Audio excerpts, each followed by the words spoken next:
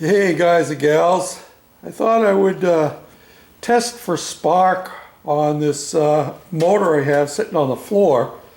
I should give you a little bit of information about these two. I guess I already told you that what many of you thought was that this one is an AENL, and in fact was made in 1976 according to the serial number. And it's 9.2 horsepower. I don't have the tag for the one on the floor. It's the one that was free spinning. But there are a couple of things that can be used to determine how old the motor is. One of the things that can be used to determine the general age of one of these motors is the tag. And this one here has a smaller tag. Notice the ID tag is probably 2 inches high, 5 inches wide. Whereas if we look down here at the one on the floor, it does not have the tag, but we can see where the tag used to be.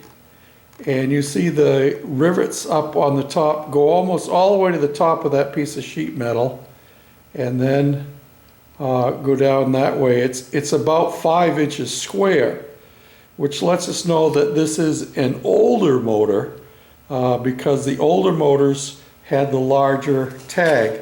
And I think that was up until about, if memory served me correctly, it's been a couple of days since I was doing some research, but I think up until about 57. Now this particular motor, because I did not have the tag on it, I had to use a couple of other resources to find out what the model number was and the general age. I can't give you the exact age because you have to have the serial number to do that. But let me show you a couple of other things that if somebody else comes across one of these motors and wants to get a general idea of what motor they're working with, you can use these other resources. Okay, so if you do not have a tag, you can go and look right here on the back of the motor. There is a cast-in number, and the number on this motor is AA-91A.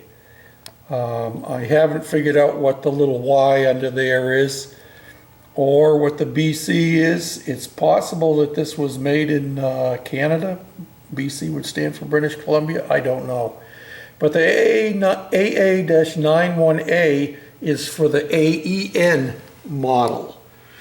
And the AEN model was 8.2 horsepower, and it was made from 1949 all the way up to 1957, when it was replaced by the AENL, which is the motor that I have up here on the bench, which is the one that was frozen up when I got it. It's now turning freely, and I actually did a compression test of sorts. I can't spin them fast enough, and I can only get a couple of turns out of them with a rope, so that I wasn't able to get a good check on them. But I know that this one here has at least 40 pounds of compression, and that's according to my compression gauge, which hasn't been used in 30 years, so who knows how accurate that is. And it was about the same for the one here on the floor. Another thing that you can do that will help give you an idea of the age of your motor is this one here has no name tag on the magneto. And that lets us know that this is a Wisconsin magneto, one that they made themselves. When they got a little bit newer, they switched over and used the Wico. If you can see this right here, they used the Wico magneto. And so that's what we have on the newer one. And both carburetors on the carburetors on both of these motors are Bendix. If this one down here was not a cast aluminum or die cast, whatever it is, it would have been cast iron, and that would have made it even older. So all I do know about this motor on the floor is that it was made somewhere between 1949 and 1957. My guess is that it's closer to 57 because of the aluminum carburetor. And so yeah, I thought you might find that interesting. And I'm going to set the camera up again, and we're going to pull on the cord and see if we have spark on this one on the floor. This is the one that was free, if you remember. And I haven't done anything to this one. I did, I take it back. I did take the cap off and I cleaned the points. That's all I did. On this one up here, this one had no spark at all. And I ended up taking the cap off of the magneto, and I cleaned the contacts on the inside of the magneto cover.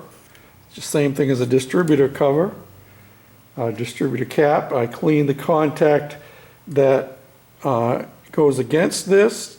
I cleaned down inside of the cap in here because that was corroded pretty well where the spark plug goes in. And I cleaned the spark plug on both ends.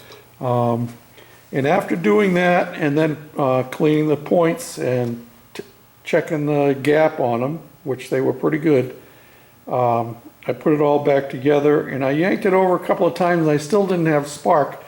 But then you saw what happened on my third yank. Yep, it has spark now. So let's test this one down here. All I did on this one, I haven't cleaned the cap, I haven't cleaned the wire. All I did was I did sand the points, and I didn't even check the gap on this one because it's hard for this old man to be working down on his knees. Okay, she's wrapped around, and here we go. Woohoo! Did you see that? Did you see the spark? I certainly hope so, because it's sparking. I'm not sure what that click, click, click, clicking noise is.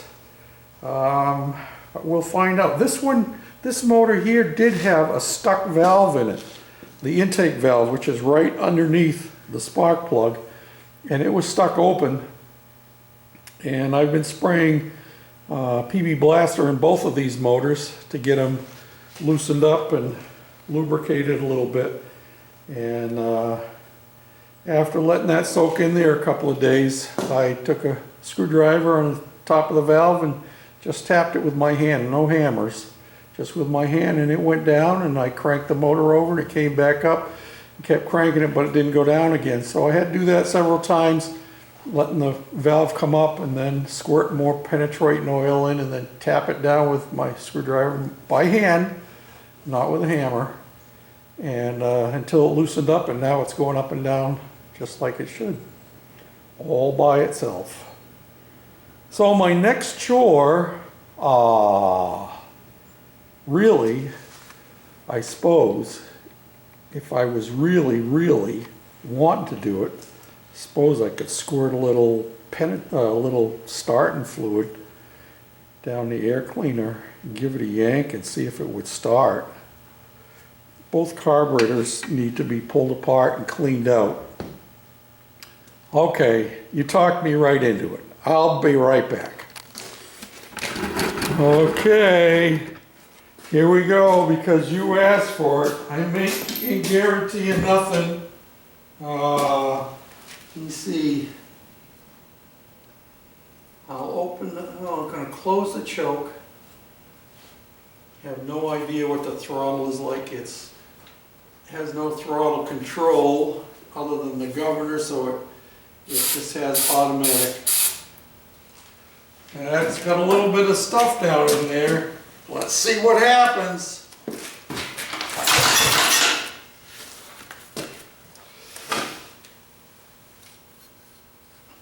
The manual actually says you're supposed to turn it over a little bit before it'll fire to get the fuel to go down in.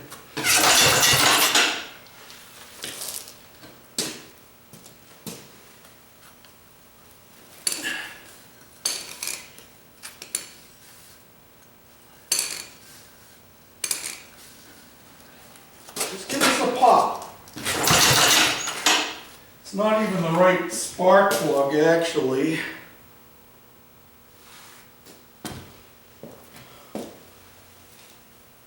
So I don't know if the spark plug will even fire it.